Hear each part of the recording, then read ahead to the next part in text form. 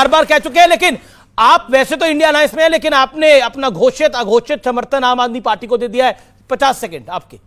नहीं, मैं 50 सेकंड में एक दूसरा गंभीर मसला उठाना चाहता हूं जी। अगर मोदी जी के दिल में महिलाओं के प्रति, पिछड़ों के प्रति, दलितों के प्रति, बहुसंख्यक समाज के प्रति जरा सी भी करुणा, दया और सम्मान होता तो इस कॉलेज का नाम सावित्रीबाई फुले के नाम पर रखा जाना चाहिए था, क्योंकि वो महिला थी जिन्होंने पहली बार, अच्छी बात है आपने कही, महिलाओं की शिक्षा के लिए दरवाजे खोले जी। और इसके बदले में अमीश जी, मैं बहुत गंभीर बात कह रहा हूं और ज्यादा समय भी नहीं ले रहा। बिल्कुल बिल्कुल। इसके बदले में जातिवादियों ने, सामंतवादियों ने जो उनका अपमान किया, उनके ऊपर गोबर फेंका, कीचड़ फेंका, पत्थर फेंके, उनकी हत्या का प्रयास किया, उस बहादुर महिला को नमन करते हुए मोदी जी को इस कॉलेज का नाम सावित्रीबाई फुले के नाम पर रखना चाहिए था। लेकिन उन्होंने एक ऐसे व्यक्ति के, उन्होंने एक ऐसे व्यक्ति के नाम पर रखा। सावरकर ने वो नहीं किया। एक ऐसे पानी की एक तो मुझे बोलने नहीं दे रहे हैं। मैं बिल्कुल बोलने दे रहा हूं आपको। मोदी जी ने एक ऐसे व्यक्ति के नाम पर वो कॉलेज का नाम रखा जो आजादी की लड़ाई में अंग्रेजों के साथ था। बिल्कुल नहीं थे, बिल्कुल 100% अंग्रेजों के साथ था। ये एक जो अंग्रेजों के लिए खेलता था, अंग्रेजों के लिए फील्डिंग करता था, अंग्रेजों के लिए जासूसी बाकी लोगों ने लड़ी। देखिए बाकी लोगों का सम्मान है, लेकिन सावरकर वहां पर थे और लड़ाई लड़ रहे थे। ओके ओके, शहजादपुरा वाला एक सेकंड बोलूंगा बीच नहीं, में। परिवार की आप बोला, शो के संयोजक हैं और आपने परिवार का नाम लिया है। उस परिवार के विषय में मैं बता देना चाहता हूं, मोतीलाल नेहरू की स्वर्गीय पत्नी अंग्रेजों की हिंसा का शिकार होने के बाद में वो शहीद हुई। नहीं बिल्कुल, आप मोतीलाल नेहरू, पंडित नेहरू, इंदिरा गांधी, राजीव गांधी, संजय गांधी, राहुल गांधी, प्रियंका गांधी वाड्रा, रेहान गांधी वाड्रा, सबको तो सम्मान मिल ही रहा है। वीर सावरकर जिससे 2 बार की परिवार पे कैसे आ जाते हैं, उसको सम्मान मिले। परिवार की शहादत, परिवार की कुर्बानी का दूसरा उदाहरण रखिए ना अपने शो में। अमीश जी, मैं आपसे एक रिक्वेस्ट करता हूं। आज चारों ही बहुत ही वरिष्ठ प्रवक्ता अपनी अपनी पार्टी विचारधारा के हैं, किसी को किसी के बीच में बोलने की आवश्यकता नहीं और एकदम प्यार मोहब्बत से हम अच्छी से डिबेट करें ताकि जनता को कुछ मिले।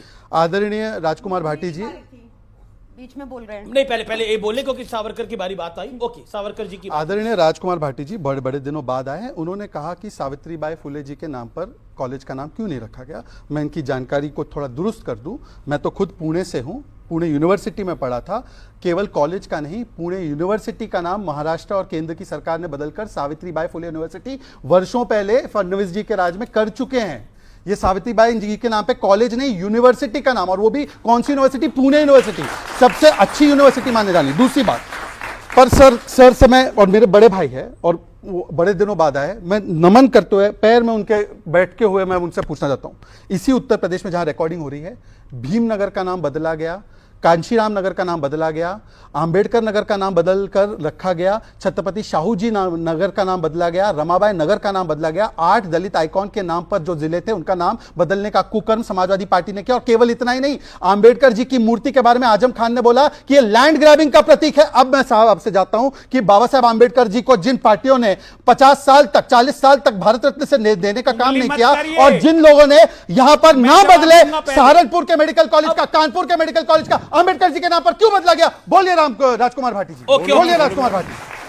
सावित्रीबाई फुले जी के बारे में तो बोला, अंबेडकर जी के बारे में बोलिए। वन सेकंड, देखिए अब मैं कह रहा हूं यूपी से दिल्ली पे आते हैं, आप अपनी इस बात का जवाब दीजिए, फिर दिल्ली पर आते हैं क्योंकि दिल्ली बड़ा विषय है। तो बाबा साहब अंबेडकर, महात्मा गांधी और दूसरे महापुरुषों के नाम पे 1-2 संस्था नहीं है, सैकड़ों संस्थाएं हैं।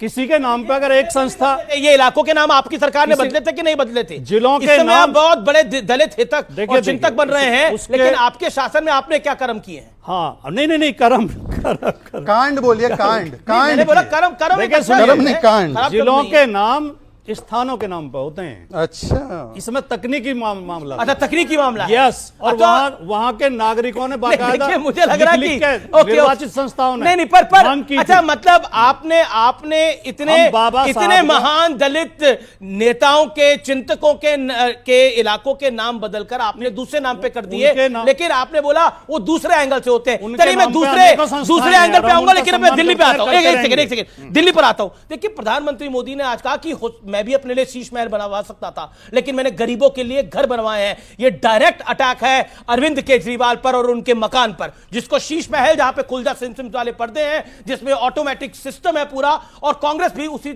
श्रेणी में हमला बोल रही है। मुझे लगता है जो इंसान कहता है कि उनकी 56 इंच का सीना है और बहुत बोल्ड है, उनको नाम लेकर बोलना चाहिए था। छुप के इसलिए बोले क्योंकि उनको पता है कि वो घर किसी का पर्सनल घर नहीं है, वहां पे अब अरविंद केजरीवाल जी भी नहीं रहते। उनको पता है कि खुद के लिए उन्होंने 20,000 करोड़ का घर बनवा लिया सेंट्रल विस्टा में, उसकी बात उन्होंने नहीं की। आप इनके झूठों पे आती हूं। इन्होंने बोला कि 8,000 करोड़ यमुना सफाई के दिए, झूठ बोल रहे हैं। आप लोग सब गूगल करके चेक कर लो, झूठी पार्टी है, ऊपर से नीचे तक झूठ के अलावा कुछ निकलता नहीं इनके मुंह से। दूसरा सुनिए, इन्होंने झूठ बोला आज कितने घर दिए, 1500 से भी कम दिए ना, अच्छी बात है, चलो इनको याद तो है। 2 लाख लोगों को इन्होंने बेघर किया है झुग्गियां तोड़ के पिछले साल में ही, बाकी सालों का नहीं बता रही, सिर्फ 2023 में 2 लाख लोगों को इन्होंने बेघर किया है झुग्गियां तोड़ के, जिनके घर ये जाते हैं, खाते हैं, फोटो खिंचाते हैं, अगले दिन उनकी झुग्गी तोड़वा देते हैं। ऐसे है भाजपाई। इन्होंने बात की, प्रधानमंत्री मोदी ने बात की और इन्होंने रिपीट की कि 90% मेडिसिन हम फ्री, 90% मेडिसिन सस्ती। हमारी मेडिसिन फ्री है भाई, हम पैसे ही नहीं लेते अपने सरकारी अस्पतालों में। तुम कह रहे हो कि हम थोड़े से लेंगे, हमारा बेटर है, ऐसा नहीं क्या है। आज आपको लगता है शीश महल बनवाना गलती थी? देखिए शीश महल है ही नहीं। जब कोविड से लोग त्रस्त थे तब मकान बन रहा था। नहीं, ऐसा ये सारा दुष्प्रचार है। मैं आपको सिंपली बता देती हूँ। देखिए वहां पर क्या मकान तो बना हुआ है उधर? वो घर 1952 में लास्ट टाइम रेनोवेट हुआ था। उस घर की छत अरविंद केजरीवाल जी के माँ बाप के कमरे की छत गिरी थी, तब रेनोवेशन हुआ। उस घर में दफ्तर भी बना दिए गए। ओके। घर में दफ्तर भी बने स्टाफ के लिए। ओके। वो कह रहे हैं कि छत गिर गई थी इसलिए ये करना पड़ा। बताती हूँ इनके लोगों के एक दिन का ट्रैवल, इनकी पार्टी एक दिन का ट्रैवल, इनका नेता है 10 लाख रुपए travel every day. Okay 80 crore के घर है, 20,000 करोड़ का तो मोदी जी का अपना घर है जहाँ वो रह रहे हैं। मोदी जी का तो अपना घर कोई नहीं है। सीएम का अपना घर कौन सा है? ओके सीएम का अपना घर कौन सा है? इनका हो गया, इनको संतुष्ट। नहीं, बात तो बता दूं। नहीं बाबा, एक करके अब आपने बोला, आपने पौने 2 मिनट बोला। कोई समस्या नहीं, हम अच्छे संस्कार का परिचय देंगे। आप अरे अच्छा, ये तो महाराष्ट्र से दिल्ली आए ना बेटर अपॉर्चुनिटीज के लिए, महाराष्ट्र नहीं रह पाए ना, वो भी तो एक पॉइंट है ना। क्या महाराष्ट्र का अपमान कर रही है? नहीं, एक सेकंड, छत्रपति शिवाजी महाराज के प्रदेश का अपमान किया जा रहा है क्या? महाराष्ट्र का अपमान किया जा रहा है क्या? वैसे मैं बता दूं, मैं रहता उत्तर प्रदेश में हूँ, मैं रहता उत्तर प्रदेश में हूँ, काम दिल्ली में करता हूँ, पार्टी का कार्यालय दिल्ली में होता है। अब सुन लीजिए, देखिए इलाज कराने में लोग उत्तर प्रदेश और हरियाणा से दिल्ली आते हैं। दिल्ली में आज से थोड़ी आ रहे हैं, पहले से आ रहे हैं। एक सेकंड अमित जी, यही मानसिकता है। ये अरविंद केजरीवाल दिल्ली में पैदा हुआ क्या?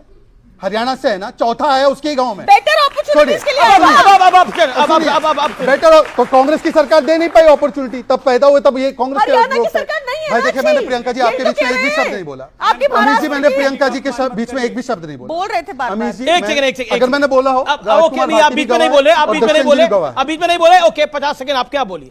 अभी इन्होंने कहा कि हमने 1952 का घर था, इसलिए छत गिर रही थी माँ बाप के सिर पर, इसलिए छत बनाने के लिए हमने रेनोवेशन करवाया।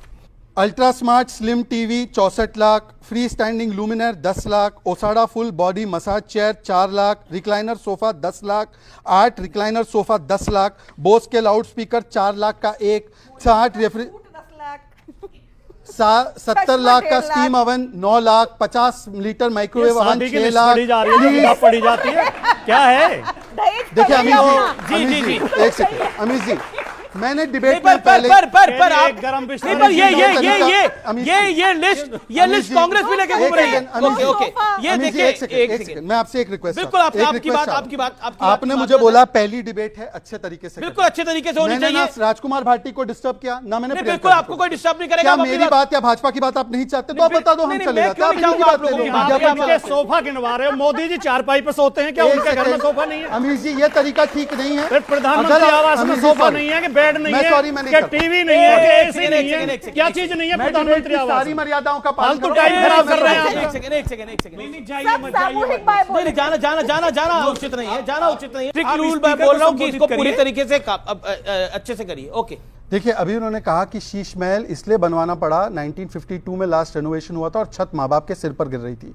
तो छत गिर रही थी इसलिए वियतनाम की मार्बल लगाई करोड़ों रुपए की, छत गिर रही थी इसलिए टोटो की 8 लाख रुपए की टॉयलेट लगाई, छत गिर रही थी इसलिए आपने 8-8 लाख रुपए के पर्दे लगाए, छत गिर रही थी इसलिए आपने 64 लाख रुपए के टीवी लगाए, छत गिर रही थी इसलिए आपने बॉडी मसाज लगाया, छत गिर रही थी इसलिए आपने जब लोगों की रसोइयां बंद थी तब आपने 63 लाख रुपए 4 रसोइयों में खर्च किया। तो मैं आज सवाल सिर्फ इतना पूछना चाहता हूं, बाकी सब तो छोड़ दीजिए, कांग्रेस ने भी आरोप लगाया कि 150 करोड़ रुपया शीश महल में खर्च हुआ। एक तरफ नरेंद्र मोदी जी गरीबों के लिए ईडब्ल्यूएस आवास उनको दे रहे हैं, हम लोगों ने 30,000 आवास दिए दिल्ली में, और ये अपने शीश महल में 150 करोड़ रुपए खर्च करते हैं। और दूसरी बात, इन्होंने कहा था कि हमने सारे काम कर दिए जी, सारे काम कर दिए। ये सुनिए, दिसंबर 2017 तक, यानी कि एग्जैक्टली 22 महीने के अंदर दिल्ली के हर कोने के अंदर, दिल्ली की हर कॉलोनी के अंदर, सभी घरों के अंदर पाइप से दिल्ली में पानी पहुंच जाए।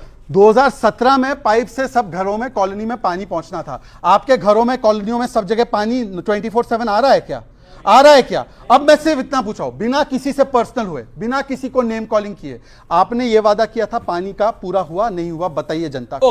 आपने वाटर लॉगिंग मुक्त बनाने का बोला था, बताइए किया कि नहीं किया? ओके, प्रियंका, ये क्या आपको लगता है कि ये जो पूरा शीश महल का है, इसको कांग्रेस भी इस पे हमलावर है, बीजेपी भी है, और प्रधानमंत्री मोदी ने भी इसका मैं पहले बता दूं, इनके पास कुछ और है नहीं बोलने को, इसलिए इन्होंने कहानियां बनाई है, लिस्टें बनाई है। दिल्ली में विकास करने का कार्य किया है तो वो कांग्रेस पार्टी ने किया है, श्रीमती शीला दीक्षित जी ने किया है, और आज संदीप दीक्षित जी के नेतृत्व में, अलका जी के नेतृत्व में, अजय माकन जी के नेतृत्व में दिल्ली में जनता कांग्रेस को चुनने जा रही है, कांग्रेस की सरकार बनने जा रही है।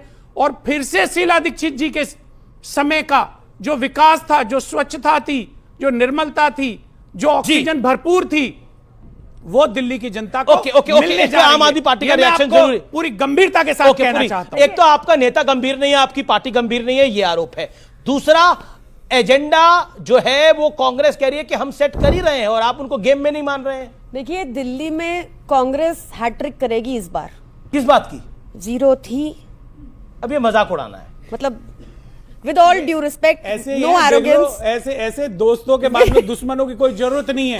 जिनकी सरकार बनवाई कांग्रेस पार्टी ने, ये उसका मजाक उड़ाते हैं। मेरे को एक गीत याद आ रहा है, चाहता हूँ अम्बेडकर और बापू के मानने वालों से पूरे देश में कहना चाहता हूँ कि इनके एक एक शब्द को ध्यान में रखिए। ये किस तरह से देश में गीत याद आ रहा है, झोला लेकर घूमते हैं, दुश्मन न करे दोस्त ने जो काम किया है, इनको लहूलुहान कर दिया।